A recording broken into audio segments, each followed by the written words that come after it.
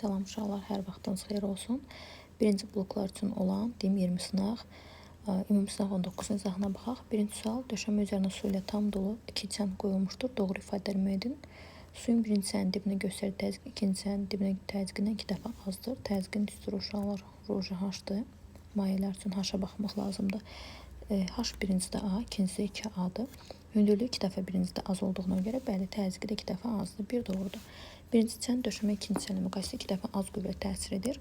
Deməli, uşaqlar qüvvənin düsturu çəndən gedir, söhbət sudan getmir, bərk cisimdən. F bərabər mj, m-in də yerinə rho v, v-nin də yerinə s vur h yazsaq olacaq. Deməli, rho vur s vur, rho yenə deyirəm, uşaqlar çənin sıxlığından gedir söhbət, bu çəndir. Su deyil. Deməli, m-in yerinə yazdıq rho vur v. V-də yazırız SH, bir dənə də burada J-miz var. Baxaq indi S. S deməli uşaqlar oturacağın sahəsidir. Birincidə oturacağın sahəsi 2A kvadrat. İkincidə isə A kvadratdır. Gəlin yazaq birinci üçün. Deməli, F1 birincidə bərabərdir. S-in yerinə 2A kvadrat. Vurulsun H-ın yerinə, baxın 1A. Vurulsun rho, vurulsun J. İkinci üçün də yazaq. İkincinin oturacağın sahəsi A kvadratı. Vurulsun, baxın 2A. Vurulsun rho, vurulsun J. Deməli, uşaq belə buradan nəticə alırıq ki, qüvvələr bir-birinə bərabərdir. Yəni, az almadıq. Deməli, bir də baxaq 2A kvadratı burada vurulsun A-ya. S vur H-dan. Burada A kvadrat vurulsun 2A. Eyni ifadə almış oluq. Bir-birinə bərabərdir. Bu yanlışdır. İkinci yanlışdır. Birinci çənin döşəməyə təzyiqi ikinci çənlə müqayisədə 2 dəfə azdır. Gəlin baxaq. Təzyiqin düsturu. P bərabər F böl S-dir. F-ləri eyni aldıq. S-ə baxmaq lazımdır. Birincinin sahəsi 2A kvadratı idi. İkinci də A kvadratıdır. Deməli, bizə deyir ki, birinci çənin döşəməyə təzyiqi ikinci çənin müqayisədə 2 dəfə azdır. Bu doğrudur. Çünki sahə ilə tərsasıdır. Birincinin sahəsi 2 dəfə böyük olduğuna görə 2 dəfə az olacaq. 3-ü də götürdük. Deməli, cavab olacaq 1 və 3. 4-ə baxaq. Suyun birinci və ikinci çənin dibinə etdiyi təzyiqlər bərabərdir. Xeyr. Çünki 1-də artıq tapmışdıq ki, fərqli idi. Oldu cavabımız 1 və 3. Bu variantı. 2-də maddi nöqtə çevrə üzrə bərabər sürətlə hərəkət edir. Radius vektorun dönmə bucağın hansı ən kiçik qiymətində maddi nöqtənin getdiyi yolla yerləşmə mod arasındakı fərq maksimum olar. Yerləşmə uşaqlar olur deməli ən kiçik 0. Yoldakı bərabər olar çevrənin tam qiymətinə 2 pi vurulsun n, yəni tam dövrlərdən birində. Bizdən soruşur ki, hansı ən kiçik qiymətində? Deməli, ən kiçik qiyməti olması üçün bir dövrdən getməlidir söhbət. 360 dərəcə dövr etməlidir. O da olacaq 2 pi. Yəni, D variantı. 3-də X oxu boyunca hərəkətdən cisimə təsir edən qüvvənin proyeksiyasının zamandansı qrafik verilmişdir. Bu cisimlə bağlı hesablama sistemində hansı zaman intervalında Newtonun qanunları ödənir? Uşaqlar, inersiya hesablama sistemini sizdən soruşur. İnersiya hesablama sistemlərində Newtonun birinci qanunu ödənildiyi sistemlərdir. Cisimə təsir edən qüvvələr ya bir-birini tarazlaşdırır, ya da ümumiyyətlə qüvvə təsir etmir. Ona görə də qüvvələrin əvəziyyəti 0-a bərabər olar. T2 və T3 anında C variantı. 4-də Günəş ətrafında hərəkət edən planet üçün hansı ifadələr doğrudur? Planetin orbitini radiuslu çevrə, hərəkətini isə çevrə üzrə bərabər sürətlə qəbul edin. Onun sürəti planetin kütləsindən asılıdır. Tutaq ki, bizə verib kosmik sürəti. Kosmik sürət nəyə bərabər idi? J-m bölünsün r-ə. Nədən asılı idi? Planetin kütləsindən. Yəni, bu hər hansı bir kosmik gəmi də asılı idi. Nə ətrafına dönürsə onun kütləsindən. Deməli, planetin kütləsindən yox, Günəş ətrafında döndük. Günəşin kütləsindən asılıdır. Periodu planetin orbitin radiyusu düz mütənasib asılıdır. Onun da ötmə periodu r vur kök altı r ilə düz mütənasibdir. Günəş ilinin uzunluğu onun orbitin radiyusundan asılı deyil. Demək, 3, 4, 5-dəki eyni sualdır. Bilirik ki, V-nin yerinə 2 pi r böl t və bayaqki ifadə j böl r olduğu kimi qalsa, buradan görər ki, t nəyə bərabərdir? R kök altı r və ya nə yazırdıq? T1 kvadrat böl t2 kvadrat bərabərdir r1-in kubu bölünsün r2-nin kubuna. Kepler qanunlarımızdan biri 4, 2 və 4 A variantı. 5. Cisim səthə paralel yönəlmiş sabit F dartı qüvvəsinin təsiri üfüqi səthə bərabər sürətli. Dedik ki, şu cisim bərabər sürətlə hərəkət etməsinin səbəbi ola bilər ki, ya təsir edən qüvvələr bir-birini tarazlaşdırır, ya da ki, sürtünmə var. Burada da bir dənə F dartı qüvvəsi var. Deməli, sürtünmə qüvvəsi hərəkətin əksi yönələn bir sürtünmə qüvvəsi var ki, bu bərabər sürətlə hərəkət edə bilir. Səthə paralel yönəlmiş 3 F dartı qüvvəsi olarsa, səthə paralel yönəlmiş 3F artı qüvvəsi olarsa. Birinci halda sürtünməmiz var idi, onu da qeyd edək. Və bərabər sürətdə olduğuna görə birinci halda F qüvvəsi ilə modulus F sürtünmə qüvvəsinə bərabərdir. Düsturumuz olacaq mü mj bərabərdir. Üfüqi səth olduğuna görə mü m vur j, münü də j vursaq olacaq 1 m. Aha. Daha sonra deyir 3F artı qüvvəsi olarsa, əgər 1F 1m idisə 3F-də neçə m olar? 3m olar. Sürtünmə nə qədər idi? 1m olduğu kimi o qaldı. Deməli, burada da yenə sürtünməmiz var və 1m-dir. Bizdən soruşur ki, təcili tap. Sürtünmə qüvvəsi yenə də müəyyən ona görə də elə 1m olaraq qalır. İkinci halda təcilimiz MA, yəni bu cismin kütləsi M eyni cisimdir. MA bərabərdir. Qüvvələr əks istiqamətdə 3F çıx F sürtünmə, yəni 3m çıx 1m. M'lər hər tərəfdən getdi. A da bərabər olar. 2 metr bölünsün saniyə kvadratı. B variantı 6. Üfüqi istiqamətdə V sürəti ilə uçan M kütləli kürəcik perpendikulyar istiqamətdə divara dəyərək yapışıb qalır. Kürəcik tərəfdən divara təsir edən orta qüvvə F olarsa zərbə müddəti. Deməli, uşaqlar, üfüqi istiqamətdə uçan mərmi gəldi, divara dəydi və orada yapışıb qaldı. Və uşaqlar, burada V sürəti ilə gəlirdi. Yapışıb qalanda sürət 0 oldu. Deməli, deyirdi ki, cismin impulsunun dəyişməsi nəyə bərabərdir? Qüvvə impulsuna bərabərdir. Cismin impulsunun dəyişməsi M vurulsun, V son çıxılsın, V başlanğıc bərabərdir F delta T. V son 0'dır. Bizə lazımdır V başlanğıc, o da ki V idi. Mənfi MV bərabər F delta T'dən. Deməli, bizdən zamanı soruşurdu. Delta T də bərabərdir F bölünsün, MV bölünsün F A variantı. 1 və 2 yaylarında yaranan elastiklik qüvvəsinin proyeksiyasının yayların mütləq uzamasına asılı qrafiki verilmişdir. Yayları 5 cm elastiki deformasiya yetirdikdə onlarda yaranan potensial enerjilər arasında hansı münasibət doğrudur?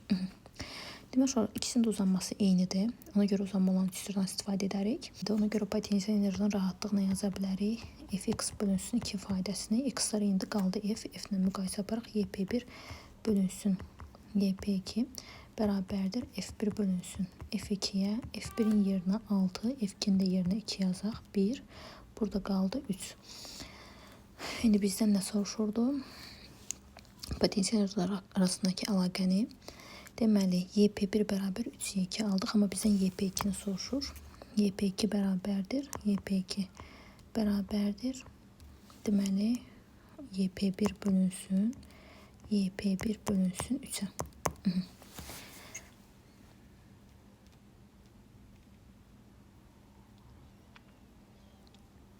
YP1 bölü 3. Elə bir ifadə yoxdur. Görək, harada səhv elədi uşaqlar. Hər biri 5 cm sıxıldı. F1 6-dır, F2-də 2-dir. F-dən düz mütənasib asılıdır. Potensial enerjilər arasındakı əlaqəni soruşur. F1 6-dır. F2-dəki deməli, F2-dəki 2-dir. Məncə səhv hesablama aparmadıq. Burada olacaq YP1 bərabər 3YP2. Doğru variant yoxdur.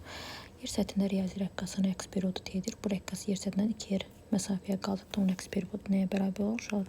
Deməli, rəqs periodunun düsturu riyazi rəqqas üçün yazsaq. T bərabər 2pi kök altında L böl J'dir və J'nin də yerinə H ünlü olsun deyə J'nin bölünsün R üstə gəl H kvadrat yazırıq. R üstə gəl H da çıxır. Kökdən xaricə, deməli T H-dan düz mütənasib asılıdır. H-ın da yerinə 2 yer yazsaq, olacaq bura 3 yer.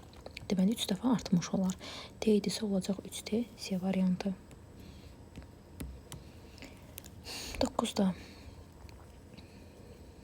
PT diaqramında ideal qaz üzərində aparılmış qapalı proses təsvir edilmişdir. Bu prosesdə qazın tutduğu maksimal həcm 120 litr olmuşdur. Bu qazın maddə miqdarını hesablayın. Maddə miqdarını deyir, hesablayın.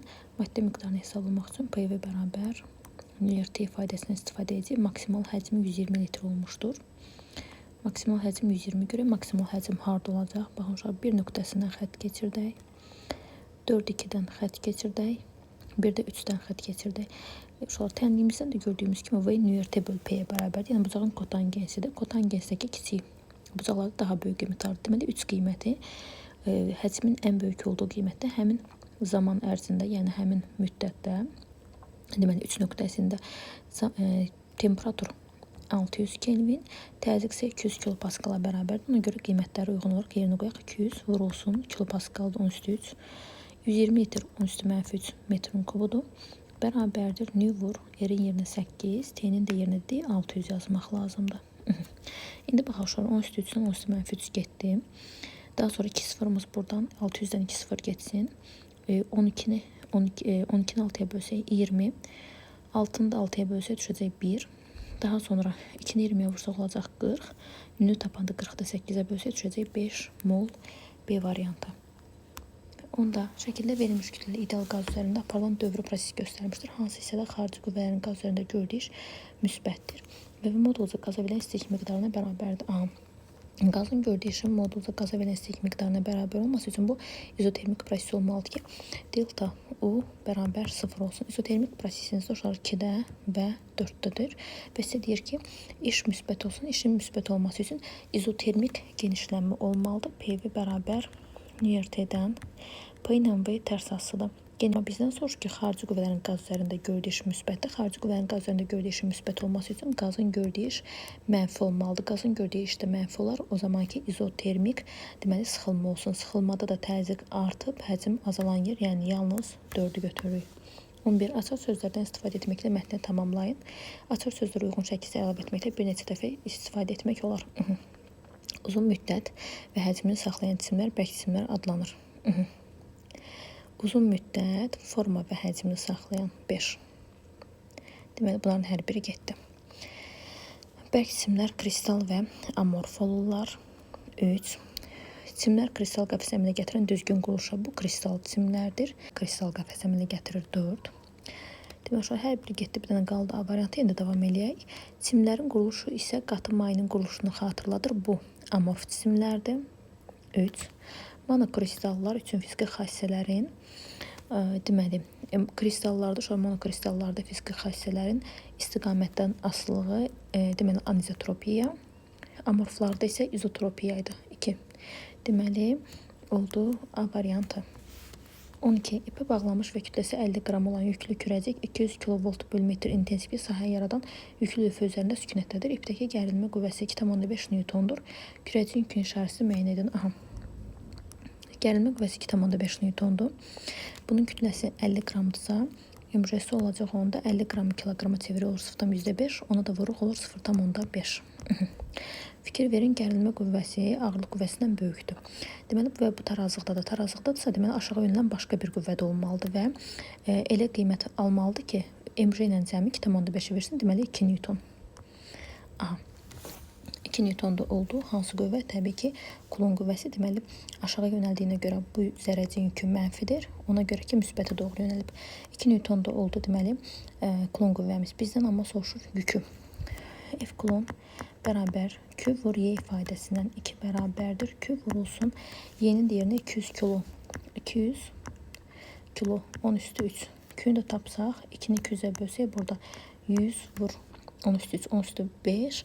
Q də bərabər olar 10^-5-ə. Görək harda var. 10 mikrokulon C variantı mənfi 10 mikrokulon. Mikro 10^-6-dır. 10 mikrokulonsa bizə verir 10^-5-i. 13. Sabit yaran mənbəyinə qoşulmuş müstəvi kondensatora poliyə birləşdirilmiş rezistorun müqaməti R-dir. Kondensatorun kökləri arasındakı elektrik sayısı intensivliyinin modulu Y olarsa, onun lövhə arasındakı məsafə hansı ifadə ilə təyin olunur? Deməli, kondensatordan bizdən soruşur ki, lövhə arasındakı məsafə hansı ifadə ilə təyin olunur? Kondensatorun intensivliyi Y bərabər U böl D-dir. D də bərabər olacaq nəyə? U bölünsün Y-yə. Deməli, onu tapmaq lazımdır. Onun düsturu nə idi? Onun düsturu bu bərabər idi. EHQ vurulsun R bölünsün R üstə gəl R. Bunu da gətirib, baxın, bu ifadədə yerinə yazsaq, onda D bərabər olar. Epsilon vur R bölünsün Y vurulsun R üstə gəl R. Görək harda var bu? D variantında. 14. 2 naqildəki cəryan şəklinin gərgin asılı qrafika verilmişdir. Bu naqillərdə ayrılan güclər hansı münasibət doğrudur? Gücün düsturu IU-dur və IU bunların deməli hasillərinə bərabərdir. Fiqurun sayısı tapılmalıdır, amma biz sadəcə müqayisə etməyə ehtiyac yoxdur. Deməli, birincidə IU-dan gəlin elə fiqurun sayısını da gedək. I1 O1 bölünsün 2-dən. I1 0.2 vur 5. 0.2-ni 5'ə vursaq olacaq 1. 1 də 2'ə bölsə oldu 0.5.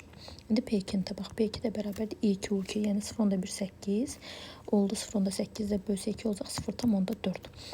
İndi müqayisə istəyir bizdən. Gördüyünüz kimi birinci ikincidən böyükdür. Neçə dəfə? 0.5 0.4 bölsə 1,125 dəfə. Deməli P1 bərabərdir 1,125 P2-yə Y variantı.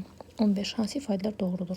Şəkildə təsvir olunmuş dövrədə R1 müqaviməti naqil ifrat keçirici hala gətirdikdə. Deməli, ifrat keçirici hala gətirdikdə birinci naqili istek ayrılmaz. Birinci naqil burada bəli ifrat keçirici halda istek miqdarı ayrılmır. Daha sonra R2 müqaviməti naqildə cəryan şiddəti 0-a bərabər olar. Deməli, yuxarıda müqavimət çox kiçik olduğundan cəryan yalnız yuxarıdan keçib gedir və ikinci halda ampermetrin göstərişi 0-a bərabər olur. A1 ampermetrin göstərişi A2 ampermetrin göstərişi 2 dəfə böyük olar. Bu yanlışdır. Dövrədə ayrılan güc 0-a bərabər olur. Bəli, müqavimət olmadığının dövrədə ayrılan güc 0-a bərabər olar. 16. Təsvir olunmuş 3 sarğacdan keçən cəryan şiddətləri bərabərdir. Sarğaclardan keçən maqnit hissələri arasında hansı münasibət doğrudur? İkinci sarğacın hissəsi ferromaqnitdir. Sarğacların uzunluqları və ən kəsin sahələri bərabərdir. Uzunluqlar bərabər, ən kəsin sahələri bərabərdir, amma bizə lazımdır say və içərisində ferromaqnitin olub olmamağı. İndi baxaq görək. Sayı görürük ki, birinci naqildə sarğıların sayı azdır. Digərlərinə nisbətən sarğıların sayı az. Deməli, orada maqnit hissələri az olacaq. Çünki fi bərabər L idi. L sarğıların sayından asılıdır. Sarğıların sayından və ferromaqnitin olub-olmamasının uzunluğuna və ən kəsin sayısının asılıdır. Deməli, burada fikir verir ki, uzunluq eyni, ən kəsin sayısı eyni qaldı. Sarğıların sayından ferromaqnitin olub-olmaması. Bir də həm sarğıların sayı azdır, həm də ferromaqnit yoxdur. Deməli, Fi1 ən kiçikdir. Bu getdi. Qaldı yalnız A, C, Y variantları. Deməli, İkinci sarğacın görək burada sayla bir şey verməyib deyə özümüz baxaq. İkinci və üçüncü uşaqlara görə sayı haqqında saylar arasında hansı münasibət var? Deməli 1, 2, 3, 4, 5, 6, 7, 8. 1, 2, 3, 4, 5, 6, 7, 8. Sayları eynidir. Eyni olmağına baxmayaraq ikinci ferromaqnit var. Yəni fi bərabər mü vur L0-a görə mü vur olsun daha böyük olmuş olacaq. Deməli, Fi2 ən böyük, Fi1 ən kiçik, Fi3-də arada qalan bir qiymət oldu. 16 olacaq A variantı. 17 dairəvi cəryanın daxilində hərəkət edən protona verilmiş anda maqnit sayısı tərəfindən təsirli Lorentz qüvvəsinin istiqamətini müəyyən edin. Cəryan baxaq, cəryan axır müsbətdən mənfiyə, yəni saat əqrəbi istiqamətində. Saat əqrəbi istiqamətində etsə, baxın, verilən nöqtədə daxilində induksiya vektorun istiqaməti x-lar olurdu. Deməli, sol əlimizdən istifadə etsək, 4 barmağımız sürət istiqamətində olanda və ovucumuzun içi bizə baxır, çünki beynə tapdıq, x tapdıq. Onda baş barmağınız hara olacaq? Yuxarıya. Baş barmağımız olur yuxarı. Deməli, Lorentz qüvvəsinin istiqaməti yuxarı. 18 düz naqillərdən keçən cəryan şiddəti artıqda hansı keçirici həlqədə saat əqrəbinin hərəkəti istiqaməti induksiya cəryanı? Lens qaydasına görə əgər cəryan şiddəti artırsa, yəni induksiya cəryanı bunun əks yönəcək. Baxın, verilmiş nöqtədə, baxın bu hissə, baxın, verilən hissədə birinci şəkildə bizim cəryan şiddətimiz aşağıdır. Yəni induksiya cəryanı bu artığına görə onun əksi, yəni hara doğru yönəcək? Yuxarıya. Və bunu belə davam etdirsək, görərik ki, bu yarandı saat əqrəbi istiqamətində. Birinci deməli olar. 1 olmalıdır. Mütləq cavabda digərlərinə baxaq. 2. Deməli, yenə artırsa bunun əksinə yönələr. Baxaq, əksi yönəldiyində necə olacaq? Saat əqrəbinin əksinə, bizə saat əqrəbinin əksi lazım deyil.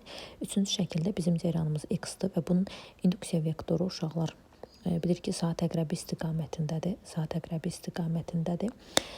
Digər naqildə isə bizdən soruşur induksiya cəryanı yaransın, saat əqrəbi hərəkət istiqamətində induksiya cəryanı yaransın. Bax, bizim cəryanımız bizdən şəkil müstəvisinə doğru perpendikulyar gedir. Oxşarsı bizdən şəklə doğru perpendikulyar gedir. Amma yaranan induksiya cəryanı isə uşaqlar, baxın, bu sahəyə paralel olduğuna görə induksiya cəryanı istiqaməti ya burada aşağı olar, ya da yuxarı olar da, düzdürmü? Paralel olduğuna görə burada artıq heç bir induksiya cəryanı yaratmayacaq. Bu da getdi. Cavab olacaq yalnız 1. C variantı. 19. Rəqs konturunda harmonik rəqslər yaranır. Konturda cəryan şiddəti təsir edici qiymətin yarısına bərabər olan anda sarğacın maqnit enerjisinin kondensasiyadakı elektrik enerjisinə olan nisbətini hesablayın. Bizə nə yazıb? Yazıb ki, konturda cəryan şiddəti təsir edici qiymətinin yarısına. Deməli, cəryan şiddəti təsir edicinin yarısına. Təsir edici qiymət nə idi? Maksimal bölünsün kök altda 2 idi. Bunun da yarısına, yəni 2 kökdə 2-yə bərabər olan anda maqnit enerjisinin kondensat elektrik enerjisinə nisbətini tapın. Aha. Deməli, uşaqlar, tam enerji nəyə bərabər idi? Maqnit ilə elektrik sahələrinin enerjiləri cəminə, düzdürmü? Buradan tamın yerinə eli maksimal kvadrat bölü 2, maqnitin yerinə isə eli kvadrat bölü 2 üstə gəlsin elektrik yazaq. E'nin də yerinə uşaqlar nə yazmaq lazımdır? Baxın, bunun kvadratını. Kvadratıdır da orada. Olacaq onda E maksimal kvadrat bölünsün. Deməli, 2-nin kvadratı 4, kök altda 2-nin kvadratı 2, yəni 8. Deməli, belə bir şey aldıqda L maksimal kvadrat bölü 2 bərabərdir. L bölü 2 vurulsun. I maksimal kvadrat bölünsün 8 üstə gəl elektrik. L maksimal kvadrat bölü 2 tam idi. Buradan da yine bunu ayırsaq alarıq ki, maqnit oldu. Tam böl 8. Elektrik fondu nəyə bərabər olar? Elektrik də bərabər olar. Tam çıxılsın. Tam böl 8. Elektrik də bərabərdir. Tam çıxılsın. Tam böl 8. Bu da təbii ki, bizə nəyi verir? 7W tam bölünsün 8-i. Deməli, şu anda bizdən istəyir maqnitin elektrikə nisbəti. Maqnitin elektrikə nisbəti. Maqnit nə idi? Tam böl 8. Elektrik nə tapdıq? Elektrik tapdıq ki, 7 tam bölünsün 8. Tam böl 8-lər getdi. Qaldı 1 böl 7 Y variantı. Çox diqqət tələb etdirir sual və çalışın mütləq məsələləri yazanda bir verilənləri yazın. Oxuduqca verilənləri yazın. Çünki istənilən anda nəyisə oxuyandan sonra yaddan çıxarda bilərsiniz. Mütləq təzədən elə olduğu halda yenidən qayıdıb oxuyun.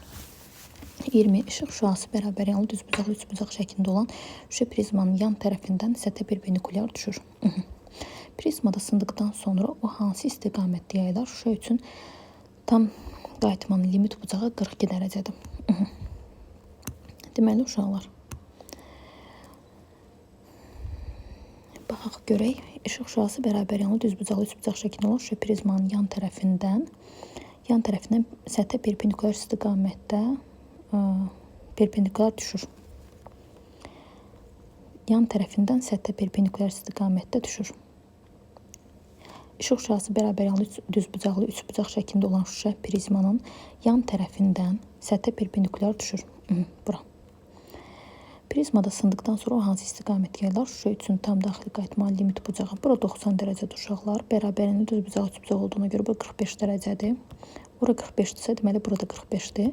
Deməli, düşmə bucağı limit bucağından böyük oldu. Limit bucağından böyükdürsə əgər, elə o düşdüyü bucaq altında nə etməlidir? Qayıtmalıdır. Gəlin, baxaq, bura 90, burada 90-dır.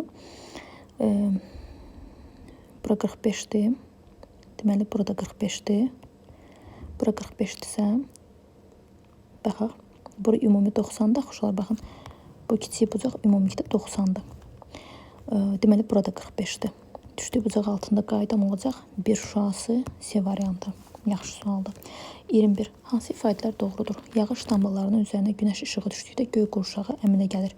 Bu onunla izah edilir ki, günəş işığı müxtəlif dalğa uzunluqlu elektromaqnit dalğalarından ibarətdir və onlar su damlalarında müxtəlif cür əks olunur, sınır və ya səpilirlər.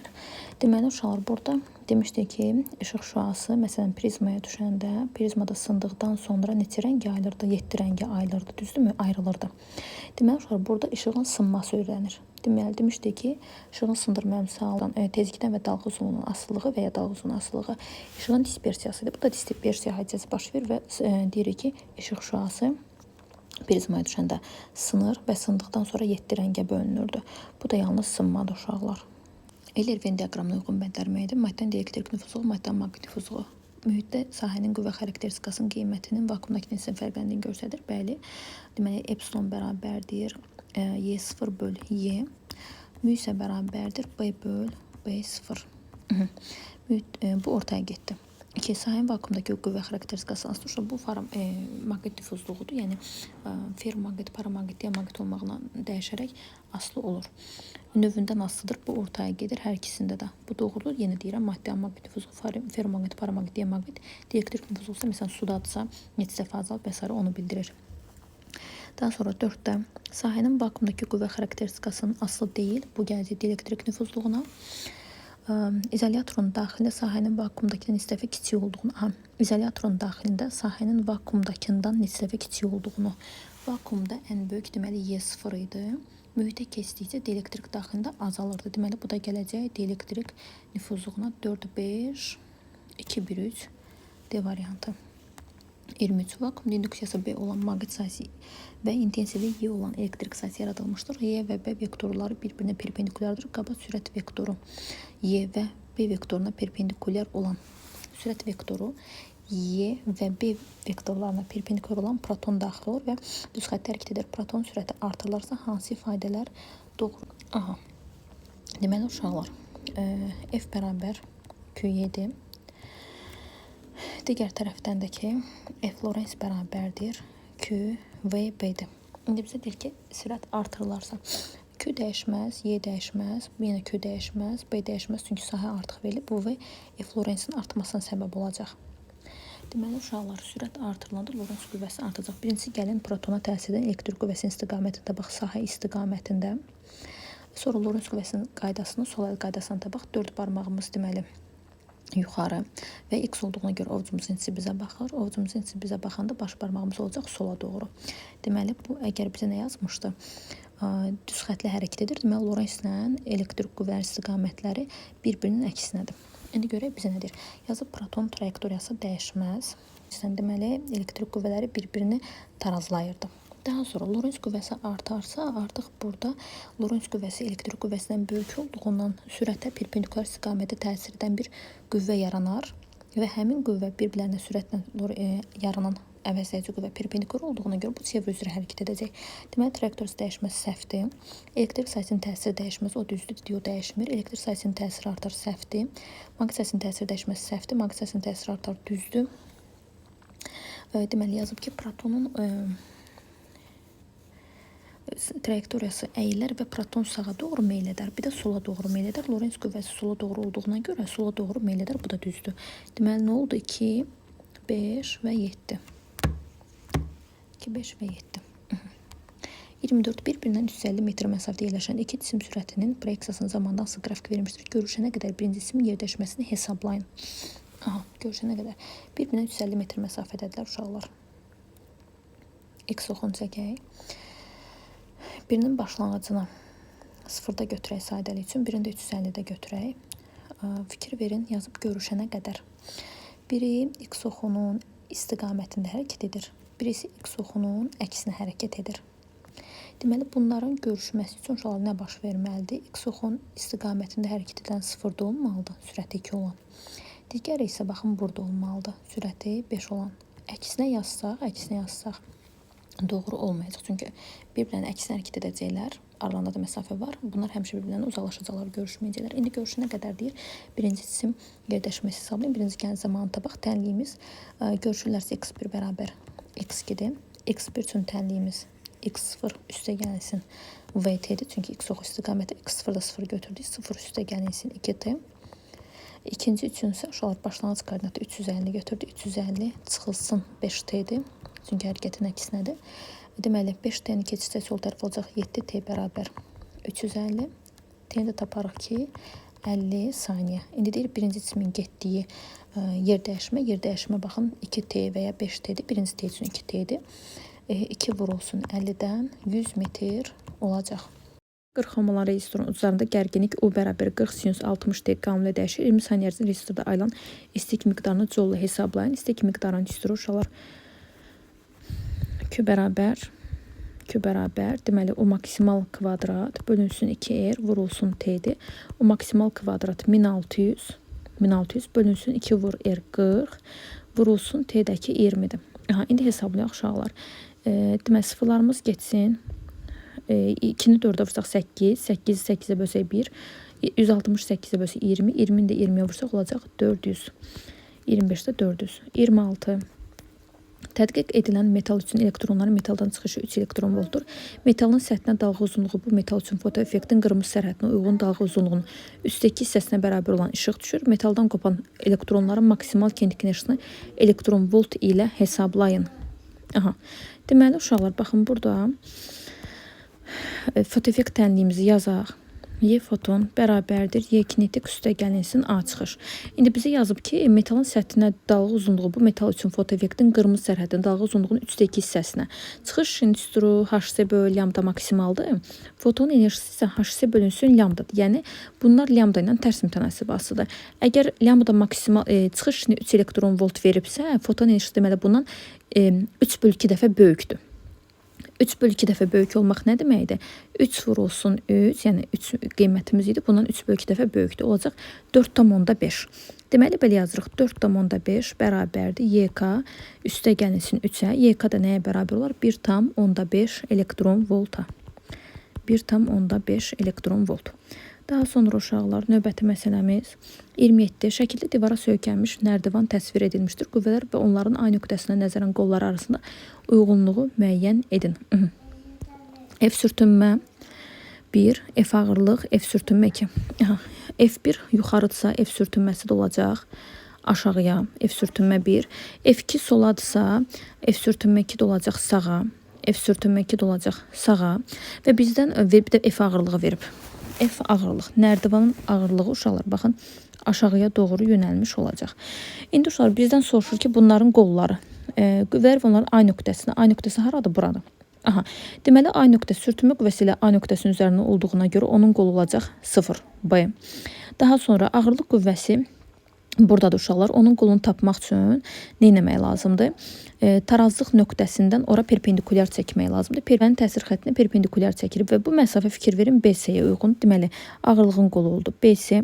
F sürtünmə 2-nin qolunu da tapsaq, yenə qüvvənin təsir xəttinə perpendikulyar çəkmək lazımdır. Uşaqlar, baxın, bu qüvvəmizdir. A nöqtəsindən ora endirilmiş perpendikulyar isə, baxın, bu hissədir. Burada olacaq AB. Yəni, ikincidə olacaq A. 1B, 2D, 3-də də A. 28. Alfa zərrəciyinin azot 7-14 nüvəsi ilə toqquşması və reaksiyasına getməsi üçün alfa zərrəciyin minimal kinetik enerjisinin ifadəsini müəyyən edin. İzotopların kütləsi və işığın vakuumdakı sürətidir. Deməli, burada hansı ki, burada nüvə reaksiyasında iştirak edən zərrəciklərin kinetik enerjisinin dəyişməsi nüvə reaksiyasının çıxış enerjisi adlanır. Çıxış enerjisi delta Y ilə işarə olunur. Delta Y ilə işarə olunur. Bu da Y qarşıdırıq. Yəni son kinetik enerji çıxılsın başlanğıc kinetik enerjiyə bərabərdir. Bu reaksiyada alfa zərrəciyə gəlib azotla toqquşur. Yəni azot sükunətdə də hərəkət alfa zərrəciyində. Yalnız alfa zərrəcinin kinetik enerjisi var. Və burada alfa zərrəcinin minimal kinetik enerjisi nə qədər olmalıdır ki, bu reaksiya getsin. Reaksiyanın gedə bilməsi üçün minimal kinetik enerji delta Y-yə bərabərdir. Delta Y çıxış enerjisi pulsdakı çıxış enerjisi həm də rabitə enerjilərinin fərqində bərabərdir ki, YK alfa bərabərdir nəyə? Delta Y-yə. Delta Y də dedik ki, həmçinin nəyə bərabərdir? Delta Y də həmçinin bərabərdir rabitə enerjilərinin fərqinə. Yəni, Y rabitə ştrix çıxılsın, Y rabitə. Bu olacaq delta M vurulsun. C kvadratı, delta M də nədir? Reaksiyaya girən və reaksiyadan çıxan kütlələrin fərqidir. Deməli, belə yazırıq. Reaksiyadan çıxan kütlələrin cəmi M3 üstəgəl M4 çıxılsın. Reaksiyaya girənlər M1 üstəgəl M2 vurulsun C kvadratına. Bunda bir mötərizəyə alaq. Vurulsun C kvadratına. Mötərizəni açsaq belə olacaq. M3 üstəgəl M4 çıxılsın M1 çıxılsın M2 vurulsun C kvadratına. Vurulsun C-nin kvadratına. Sarğac lampa ilə arıca birləşdirilərək dəyişən zərən mənbəyinə qoşulmuşdur. Sarğaca ferromaqnetik daxil etdikdə lampanın gözərməsi necə dəyişər? Yəni dəyişən cəryan dövrəsi üçün ohm qanunu yazsaq, E maksimal bərabər O maksimal bölünsün XL-dir. XL-in yerinə omega L yazaq. Omega vurulsun L. Deməli, bu omega vur L-da da L-in yerinə mu vur L0 yazaq.